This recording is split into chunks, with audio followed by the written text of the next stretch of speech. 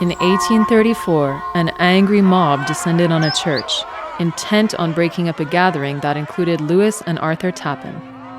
The Tappans were American capitalists. In the 1830s, they owned a successful and prominent New York mercantile import business. But their deep interest in slavery almost ruined them. When the mob came for them, they fled. The crowd then went into Lewis Tappan's home and threw his belongings into a fire on the street. What was it that had the crowd in such a fury?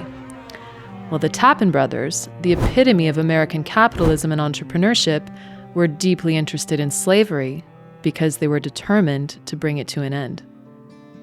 As Philip Magnus describes in the 1619 Project, A Critique, the Tappans were prominent abolitionists, and for their trouble became a target for pro-slavery forces determined to bring them to their knees. The Tappans were not alone among American capitalists in their determination to end slavery. Defenders of laissez-faire commerce and free trade included champions of freedom. It was a natural philosophical fit. But these are not the kinds of stories that you will hear in the 1619 Project, which has a different agenda than telling the truth. Capitalism is one of those things that, we breathe in the air in this country.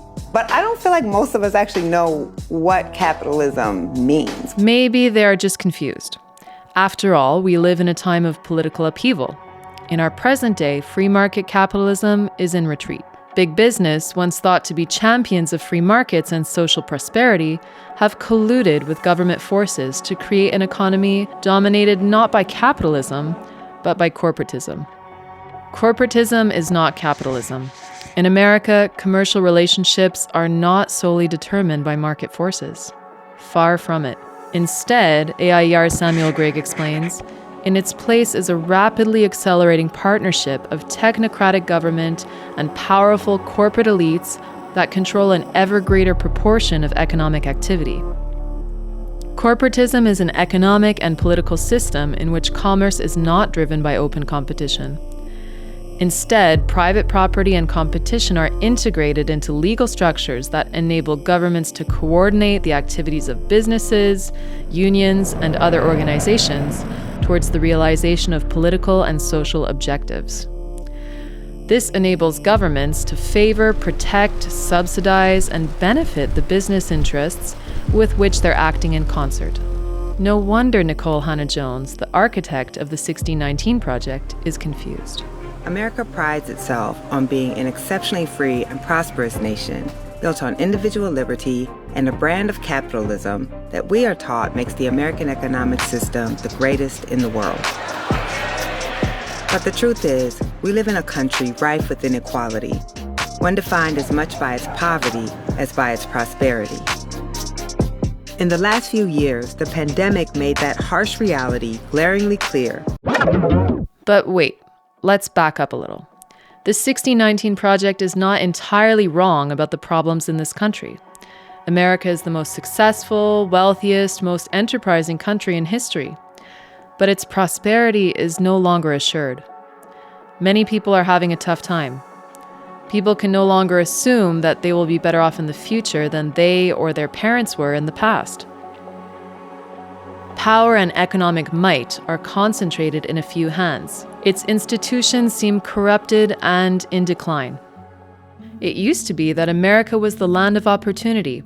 Hard work and a little ingenuity were enough to take you places. That's the beauty of capitalism. Nobody controls it. When demand and supply rule, nobody else does. Free markets protect everybody because it prevents anybody from taking control.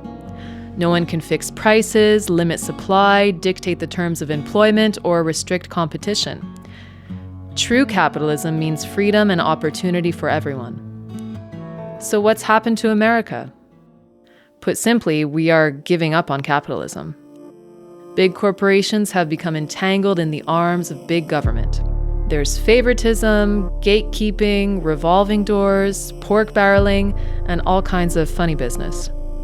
During its conquest of America over the past few decades, and most intensely in the past few years, the corporatist partnership of big business and big government have persuaded the population into believing that the cause of their misfortune is an economic system, capitalism, that largely no longer exists, and into believing that its friends are its enemies and its enemies are its friends. The ground is shifting beneath our feet. America is now governed by propaganda, surveillance, censorship, ideological conformity, coordination. It's not just big business and big government who have combined to become a corporatist aristocracy. Other powerful institutions who once served as checks and balances on each other have signed on board. Union leadership jealously protect their power and status and work with corporations to mandate medical interventions on their members. Those once hostile to the very idea of multinational pharmaceutical companies now seek their embrace. Universities, once champions of free and open inquiry, are the most extreme of ideological institutions. Recognize inequities built by past and present traumas rooted in white supremacy, colonialism, the gender binary, ableism, and all forms of oppression. Big tech takes marching orders from big government to censor and suppress speech on social media. The establishment media, once known as the Fourth Estate for not belonging to any established class or group in society, now supports and promotes the only game in town. Institutions once dedicated to protecting the downtrodden, the poor, the persecuted, and the powerless now act in concert to further their own interests and keep the masses under their thumb. These are the kinds of things you would expect to find in a corporatist regime, even if it's only soft corporatism. Sam Gregg explains, whatever the form, corporatism creates serious political and economic problems.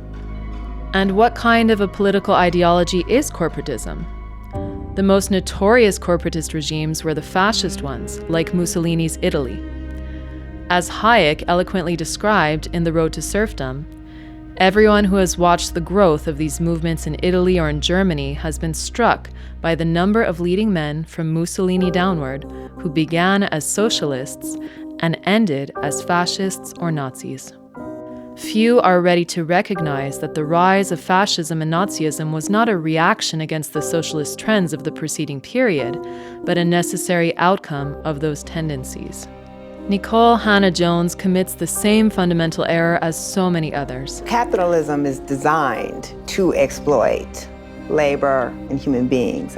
But all people are not exploited equally. She says that capitalism is a systematic tool of oppression, when it is actually the illiberal regimes on both the left and the right, past and present, like socialism, Marxism, fascism, and corporatism, that are cut from the same cloth. We have the ability to collaboratively build a more peaceful, resilient, inclusive, and sustainable world. Samuel Gregg points out how Klaus Schwab's so-called stakeholder capitalism, which is supported by progressives, is almost indistinguishable from corporatism. Those who want to rewrite history to fit their modern-day political agenda ironically end up siding with the oppressors. In effect, they are criticizing themselves. From 1619 and beyond, there has been an ongoing struggle between those who want to consolidate power, to control and oppress, and those individuals who defend liberty at all costs. In the end, the Tappan Brothers were vindicated. Using their entrepreneurial spirit, they created a workaround system to deal with the racist attacks against them. They invented the private credit score system and incorporated it into their new business model. They successfully recovered their wealth and continued to fund and lead the fight to end slavery. You can't separate personal freedom from economic freedom. It's an all or nothing thing.